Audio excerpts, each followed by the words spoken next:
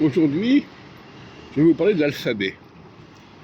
L'alphabet n'est pas approprié à la langue française.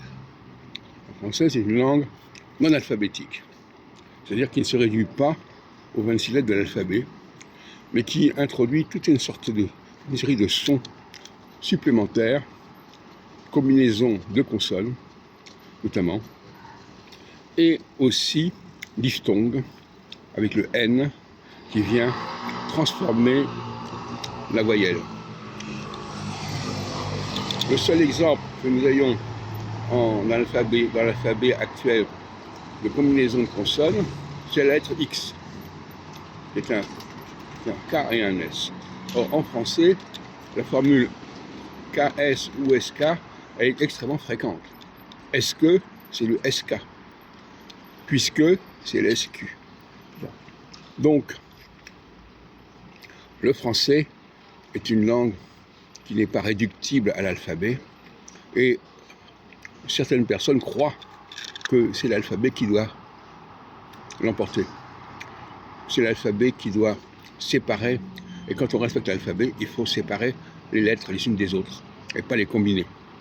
Donc on ne va pas dire en, on ne va pas dire un, on va dire une. Parce qu'il faut séparer le U et le N, etc. etc. Ça, ce n'est pas très sérieux.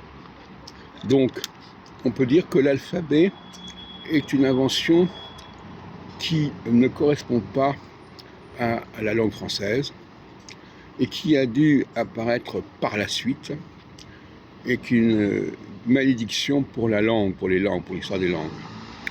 Et beaucoup de langues sont enfermées dans cet alphabet, dans ces syllabes qui se suivent de certaine façon. Et le français est la seule langue, à ma connaissance, qui soit capable de se libérer de ce carcan alphabétique. Peut-être que d'autres langues, imitant un peu le français, ont suivi cette direction, mais globalement, le français est la référence anti-alphabétique.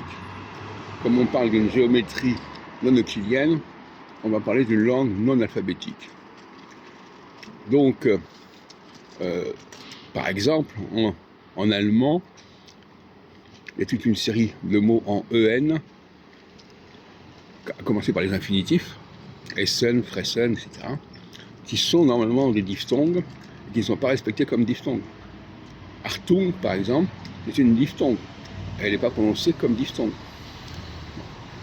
Et en anglais, c'est pareil. Les participes présents du français, comme constant, eh bien, on a constant et constant, on distingue le N et T.